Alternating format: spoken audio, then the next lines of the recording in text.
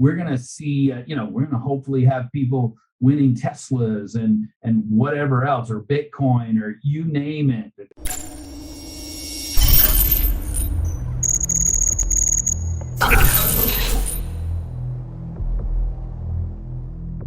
Hey, this is Daniel from NFT Creator, and I have Bobby here, who's the sole proprietor of Gods of Egypt NFT. Now, Bobby, if you can please enlighten us about a little bit about yourself first. A little bit about myself. About yourself. Got it. All right. Bobby Glenn James. I've been an entrepreneur for more years than I can kind of remember. I think I'm getting old. At least 30 years. I've been a part of over 30 different startups. I've made lots of money. I've lost lots of money. I've done it all. You name it in the entrepreneur space. I've done service businesses, wholesale, retail, you name it. I've been in and dipped in it. This whole crazy, Web 2 world. I've owned a marketing company. You name it, I've kind of done it. And now I'm jumping headfirst into this whole Web 3 thing and getting excited about this new technology. That's a little bit about me. Man, Web 3.0 is the future, man. It's the future of the internet. We at NFT Creator, we started dabbling with Web 3.0 about 2.5 years ago.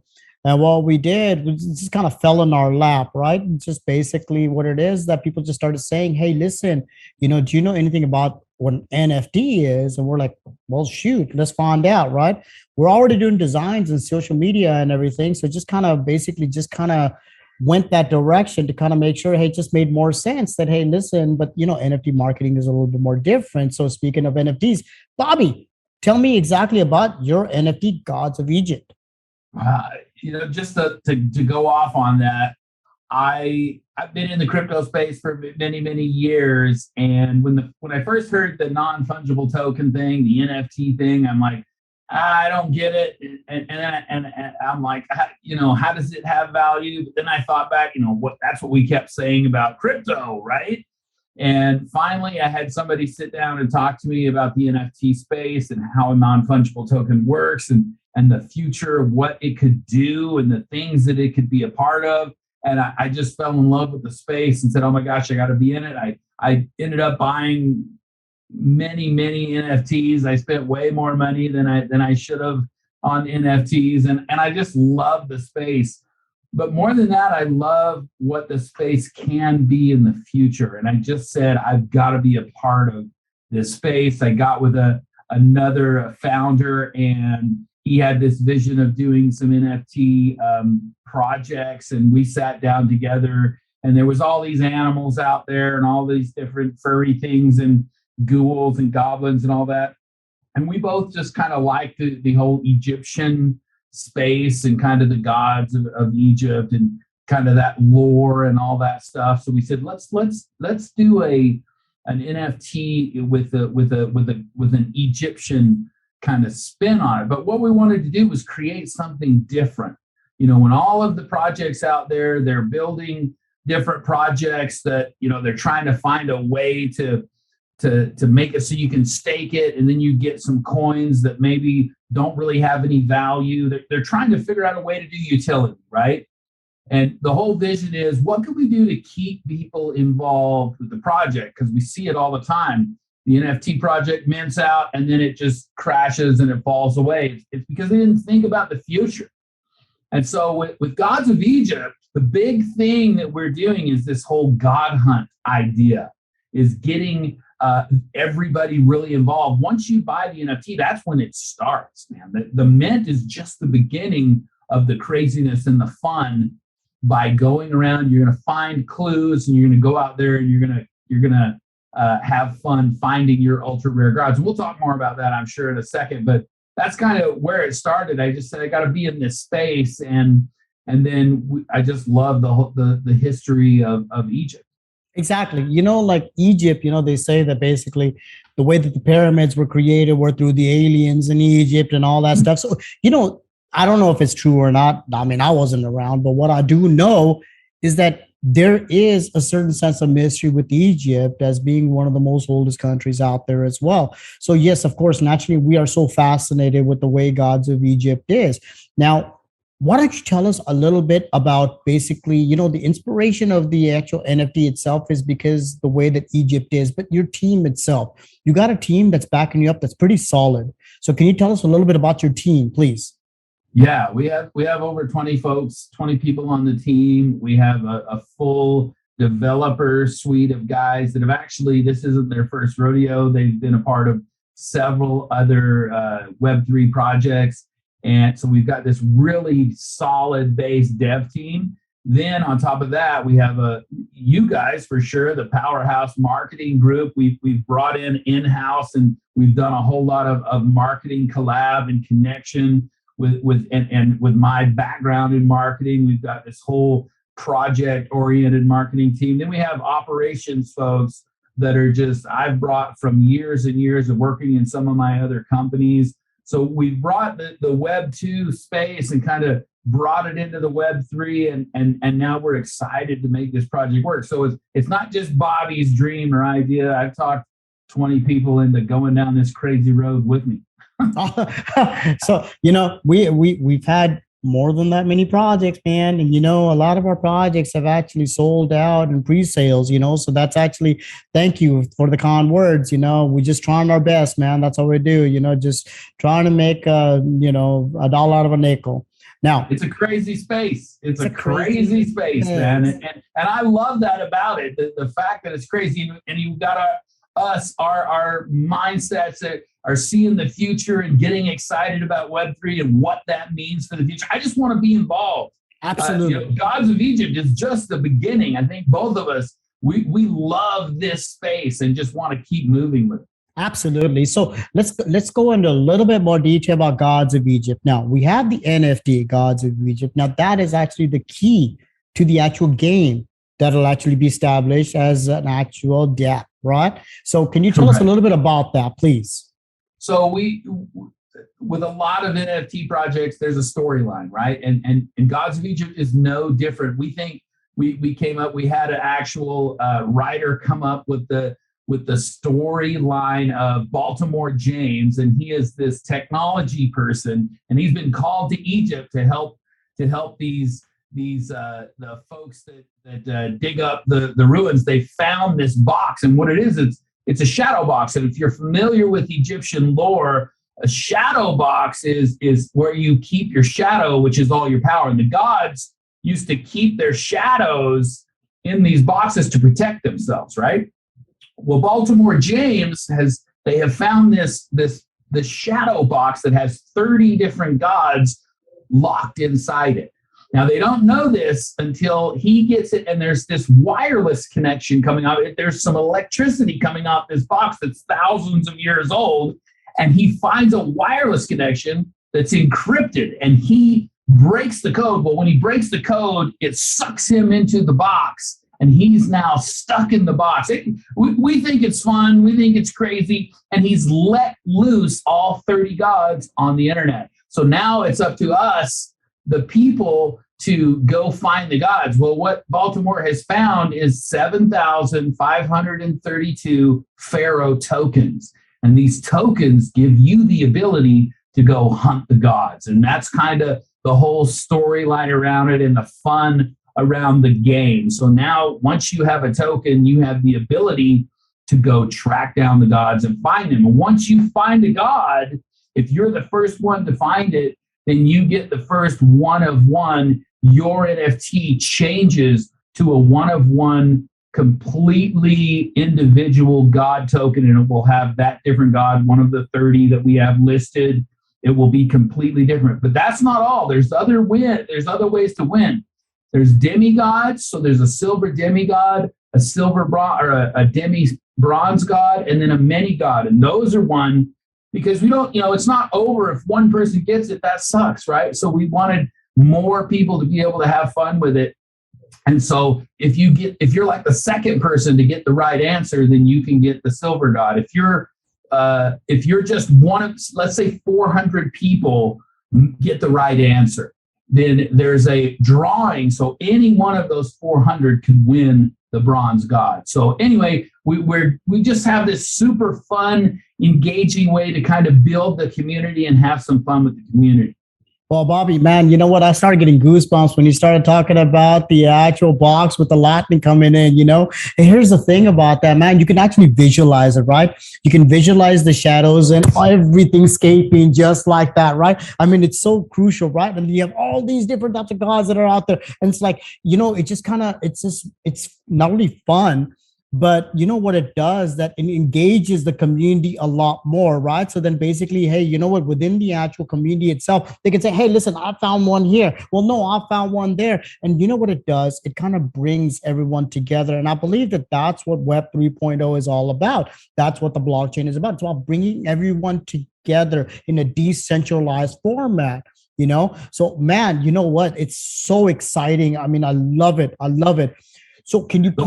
The whole storyline, and just so you know, the whole storyline is on the website, so you can read the whole story of how you get sucked in and what happens next. And we even see visions of having a cartoon around this and having some super fun, or even a movie. Who knows? I mean, you know, we all have visions of grandeurs, but it doesn't have to stop here. And we do have bigger plans for the NFT project even after the gods. Oh man, you know what? I can't wait. So speaking of that, what I wanted to know is that exactly what is the actual roadmap leading to that? If you can just kind of elaborate on that just a bit. Okay, so with all of these different roadmaps out there and all these different projects, what I wanted was what I see in most of the roadmaps is kind of, you know, we're going to do this, we're going to do that, we're going to do this, right? And these are all 2 years down the road or 3 years. And me as an investor, I have a hard time looking at, you know, is that going to be worth anything? We've seen a lot of rug pulls and a lot of NFT projects that was all smoke and mirrors, and it didn't really mean anything. So in our roadmap, we actually, the whole roadmap is leading up to the mint and the God hunt, and all of that is already created. There isn't anything to wait for. So if you look at our roadmap and read the roadmap, you know, the step is to get a powerful team together. The step is to start to grow our community, which you guys are helping us with, and so many others. And then the next step is to mint that, then to start to have the God hunts. And the God hunts, people don't realize there's going to be 30 God hunts, but there's only going to be 1 or 2 of those a week. I mean, it's going to take a few months to get through all of the God hunts. So we're going to have a whole lot of fun through this whole piece. But then it's not even over after that. Once all God hunts are done, then we're going to start having treasure hunts for all kinds of things. So this is not the end. It's going to keep going. We're going to see, you know, we're going to hopefully have people winning Teslas and whatever else, or Bitcoin, or you name it.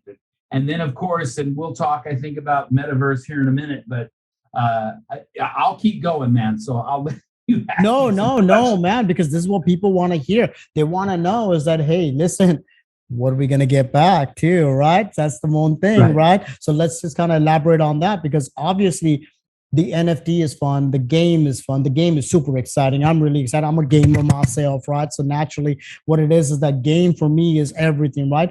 But the fact that I'm going to get something back, let's say you're having a treasure hunt, right? And somebody finds a piece of treasure, right? What are they going to get back? What are they getting back? Let's talk about that a bit more.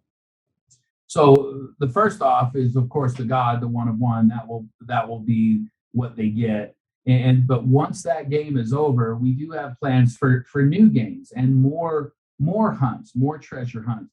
But like I kind of said a little bit, who knows what we're looking for is we're going to have other companies that want maybe our people to come have fun with their product or service or whatever, and then they're going to start giving us different things to go find. The vision is that this will grow and grow and grow, and we'll have treasure hunts all the time, all over the place. You know, it just seems like, you know, collaborating with you has been such a great experience, right? Because you know marketing and you know everything that's about, but there's a lot of different people out there that, you know, are struggling with the marketing aspect or basically the NFT aspect. What is the one piece of advice that you've seen from your actual journey throughout this process that you could give them to kind of make sure that they stay on the right path? What is that, in your opinion? Wow, I love that. Here's the thing. Right now, as we all know, the space, crypto and everything, it's kind of crashing and everybody's freaking out and they're worried. Oh my gosh, everybody's, sky's falling, sky's falling. I love that. I've been through these many times. I was early days of crypto, and every time it falls, it goes up, and so I don't care that much about the worry of the fall and stuff. But the one advice that I would give anybody out there that's looking at doing a project or what have you, in the early days of NFTs, everybody were undoxed, nobody knew who anybody was, and that was kind of a fun thing. Well, that fun thing is now turned into a rug thing, right?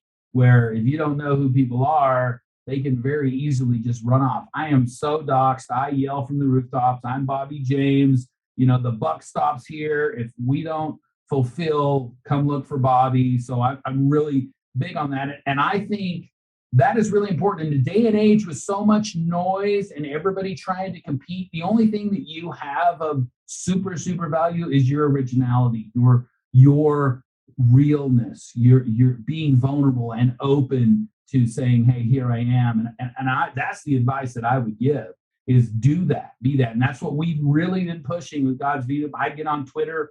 My video is on Twitter, and I do a thing called the Founders Corner, and I just talk about that. I think being real is your best piece that you got.